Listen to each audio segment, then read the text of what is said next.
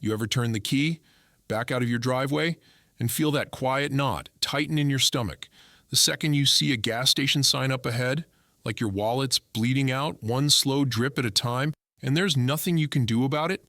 I had a guy in my shop last winter. Ray, retired school teacher, soft voice, always wore flannel even in July, pulling up in his 2016 Silverado with less than 60,000 miles. Immaculate interior, service records neatly stapled in a folder, the whole deal. And yet, he was filling up twice a week, $40 a pop. His commute, 10 miles, round trip.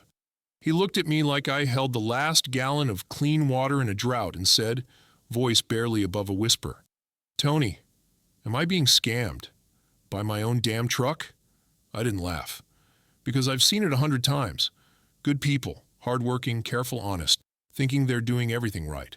Oil changes on schedule, tires rotated every 6,000 miles, using premium like it's some kind of motor oil communion wine, and still, their mileage tanks, their fuel bills climb like a runaway odometer. Their confidence in their own car starts to slip.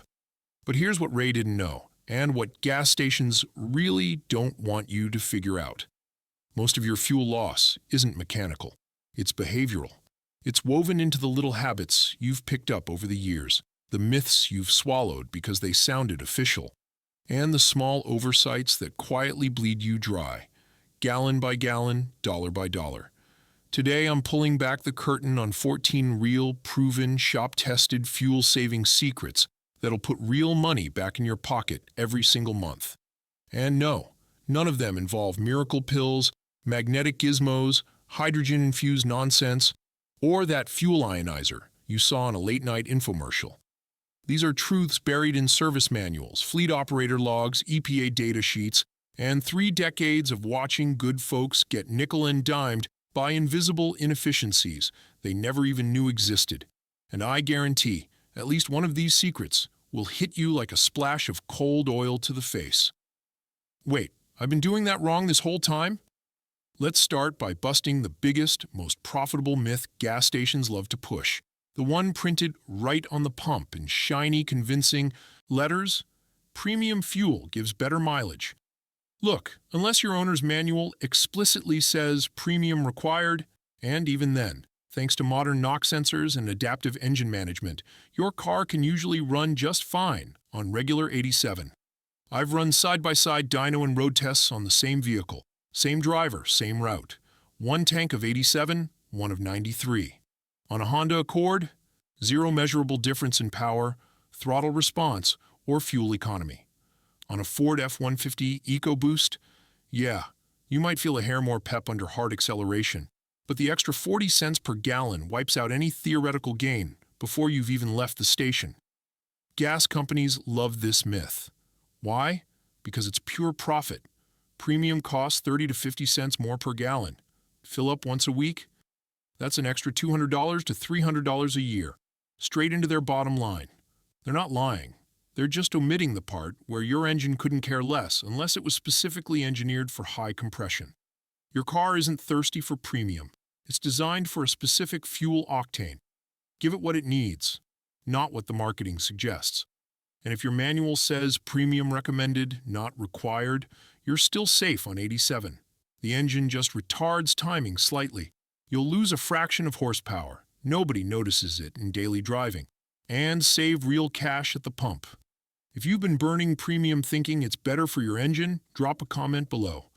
I'll bet you're not alone, and I read everyone. Now, here's something that sounds like old wives' tales but holds surprising weight. Fill up in the morning. Gasoline expands when it's warm. Underground storage tanks aren't perfectly insulated, especially in summer when ambient temps bake the soil. On a hot afternoon, that fuel is less dense, meaning you're literally getting fewer British thermal units of energy per gallon. Technically, the EPA says the effect is minimal, less than 1%. But talk to long-haul truckers, municipal fleet managers, or anyone who logs 30,000 miles a year, and they'll tell you different. In real-world driving, that 1 to 2% gain adds up to a free tank of gas every few months. And here's the kicker. Gas stations price by volume, not by energy content. So when it's 92 degrees at 3 p.m., you're paying full price for slightly diluted fuel. It's not a huge hack, but it's a consistent one, and consistency beats luck every time. Hit like if you've never thought about temperature affecting your gas, because now you will. But whatever you do, don't top off your tank. That satisfying click, click, click after the pump shuts off, that's not you squeezing out extra value. That's you flooding your EVAP system, the evaporative emissions control system that captures fuel vapors in a charcoal canister under your hood or near the fuel tank. Overfill it, and liquid gasoline gets sucked into that canister during heat cycles or sharp turns. Now it's saturated, can't vent properly, and your check engine light pops on with a P0O455, gross leak, or P0O442, small leak code. Dealership wants $300 just to diagnose it. I replaced the canister for $80, and it never should have happened.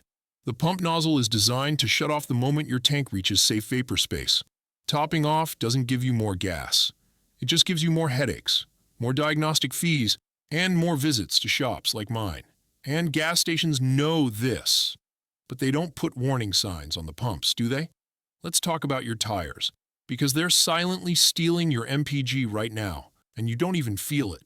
Underinflated by just 10 psi? That's not just a safety hazard or a blowout risk. According to NHTSA data, it's a 3 to 5% drop in fuel economy.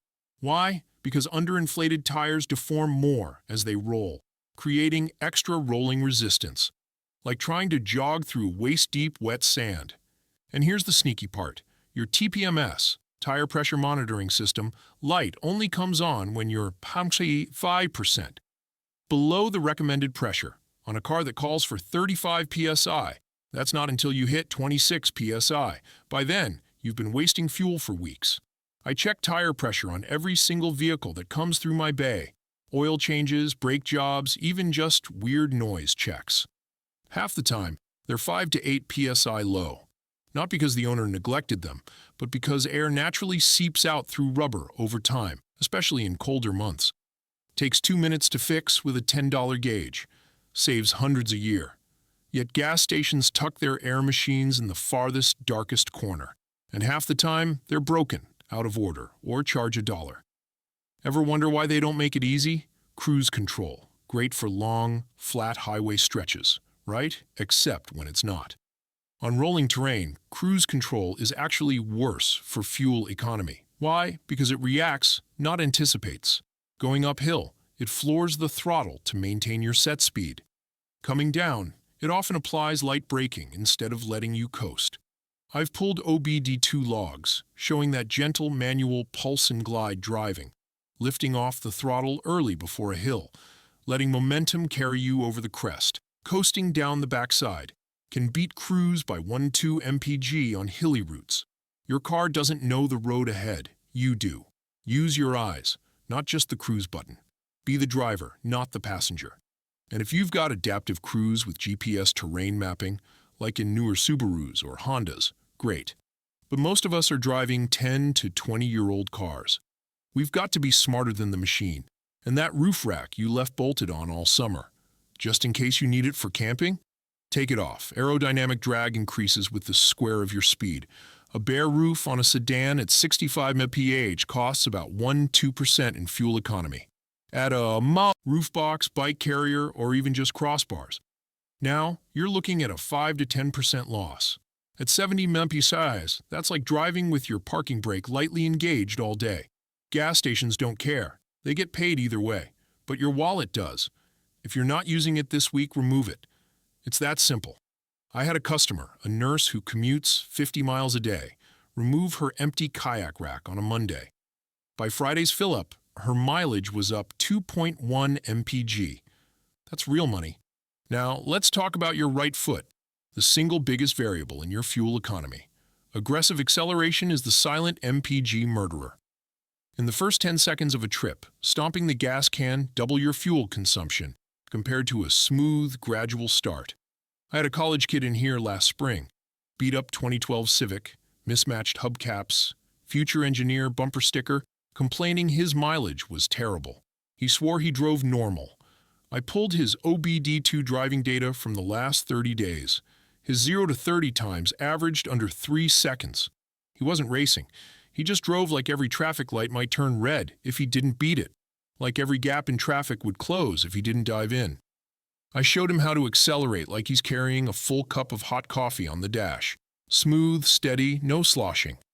2 weeks later, he texted me a photo of his fuel receipt. Up 4 mpg. That's not a repair. That's awareness. That's respect. Which brings me to the short trip trap. Cold engines run rich, meaning the engine control unit dumps extra fuel to stabilize combustion until the oil warms up, the coolant circulates, and the piston rings expand enough to seal properly against the cylinder walls. That takes 5 to 10 minutes of actual driving, not idling in your driveway. If your errands consist of 5 separate 3-mile trips across town, grocery store, post office, bank, pharmacy, hardware store, your engine never reaches optimal temperature. You're burning 20 to 30% more fuel than if you'd combine them into one 15-mile loop. I tell my customers, pretend your car is an old man who hates the cold. Bundle your errands. Let him warm up properly. He'll reward you with better mileage, less wear, and fewer cold start issues. And if you live somewhere with brutal winters, park in the garage if you can. Even 10 degrees warmer makes a difference.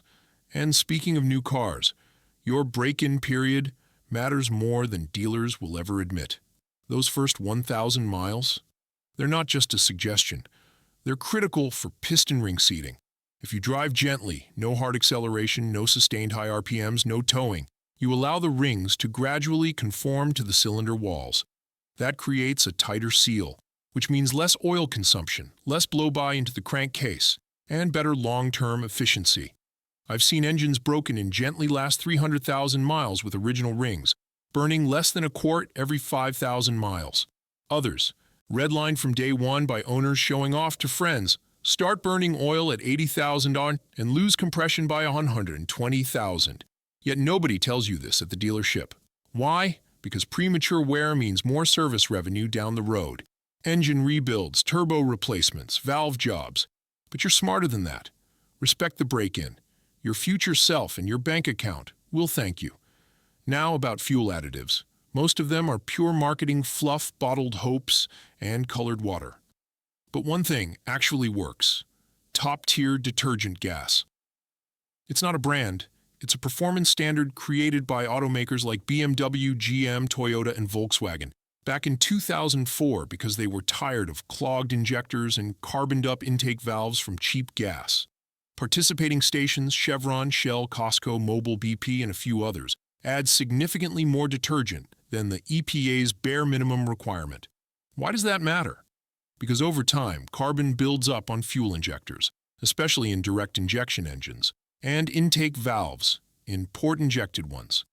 That disrupts the precise fuel spray pattern, leading to incomplete combustion and wasted fuel.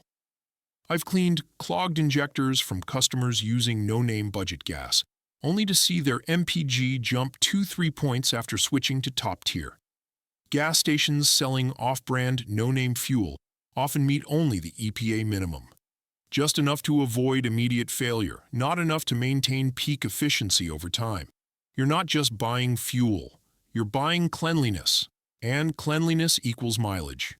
You can find the full list of top-tier retailers at toptiergas.com. No affiliation, just facts. Here's another habit to kill. Idling to warm up your car. Modern fuel-injected engines don't need it. The 1980s are over. The fastest, most efficient way to warm your engine is to drive gently. Idling for more than 30 seconds burns more fuel than restarting the engine. EVAP confirmed this in a 2019 study across dozens of vehicle models. That 10-minute warm-up ritual in winter, you've just wasted a quarter gallon of gas and increased cylinder washdown, where raw fuel strips oil from cylinder walls, accelerating wear. I know. It feels wrong. We were all taught to idle in the carbureted era. But your car isn't a '78 Impala. It's smarter. Start it, buckle up, and go easy. Let the oil circulate under light load. Your engine will warm faster, your cabin will heat quicker, and you'll save fuel. And if your state has anti-idling laws, now you've just avoided a $100 ticket too. Your car's ECON button? Not placebo. In most Hondas, Toyotas, and Nissans, it remaps shift points to stay in higher gears longer, softens throttle response so you don't spike RPMs with a light touch, and cycles the AC compressor less aggressively, sometimes delaying it entirely until you really need it. On a mixed city highway drive, it's worth a solid 1-2 mpg, yet most people leave it off because they think it makes the car sluggish or unresponsive. Truth is, you barely notice it, unless you're racing stoplights or merging onto the highway, like your life depends on it. And if you are, well, see Secret in RE8 again and clean out your trunk. Seriously. Every 100 extra pounds lowers your fuel economy by 1 to 2%. That bag of cat litter, just in case of ice, the old golf clubs from 2009, the emergency supplies you bought after a news segment in 2017 and never used, they're not just sitting there. They're dead weight, dragging you down molecule by molecule every single mile. I had a nurse in here last year, commuted 40 miles a day in a 2018 Camry, removed 120 pounds of medical textbooks, a fold-up wheelchair she might need, and old gym gear. Next fill up 1.8 mpg, no wrench turned, no part replaced, just intention. Your car isn't designed to haul a junk drawer. Treat it like the precision machine it is. Now, the great window versus AC debate. Below 45 mph, open windows create less aerodynamic drag than the energy used by the AC compressor. Above 55 mph, the wind resistance from open windows outweighs the AC load. Between 45 and 55, it's a toss-up. Depends on your vehicle's shape, window size, and how many you've got open. But here's a pro tip gas stations won't tell you. Set your climate control to recirculate mode in stop-and-go traffic. That reduces the compressor's workload because it's cooling already cooled air, not hot, humid outside air. Another free MPG hiding in plain sight. And if your AC smells musty, that's a clogged cabin air filter. Not a refrigerant issue. Replace it for $15. Breathe easier. Run AC more often. Save fuel. Finally, choose your gas station like you choose your mechanic. Stations near highways or busy intersections often charge more and store fuel longer. Older fuel absorbs moisture from the air, loses volatility, and can cause rough, idle hesitation or poor cold starts, especially in ethanol-blended gas, which is hygroscopic. It grabs water like a sponge. Neighborhood or independent stations, often replenished weekly, store smaller volumes and sell fuel faster, meaning it's fresher, drier, and more consistent. I've tested fuel samples from high-traffic versus local stations using water-finding paste and ethanol test kits. Water content and ethanol variants were often double at the busy ones. You're not just buying gas, you're buying quality, and quality equals consistent, reliable mileage. Don't pay more just because the sign's flashy. So there you have it, 14 fuel-saving secrets that cost you nothing but attention, discipline, and a little common sense. No gimmicks, no gadgets, just real actionable knowledge rooted in physics, engineering, and decades of watching what actually works on real roads with real people, driving real cars to real jobs. And that's the ultimate secret gas. Stations don't want you to know. Fuel economy isn't about what you buy. It's about how you drive, how you maintain, and how you think. Treat your car like a partner, not an appliance, and it'll carry you farther on less. I've seen 20-year-old Corollas get 38 mpg on the highway, not because of magic, but because their owners listened, learned, and cared enough to do the small things right. Proper tire pressure, smooth acceleration, timely maintenance, and respect for the machine. If any of these hit home, if you've ever idled for 10 minutes on a freezing morning, topped off your tank to get your money's worth, or left that roof rack on all winter just in case, drop a comment below. Tell me which secret surprised you most. I read every single one, and I answer as many as I can. And if this saved you even one unnecessary trip to the pump, hit like. It tells YouTube this kind of honest, no-fluff, shop floor truth matters.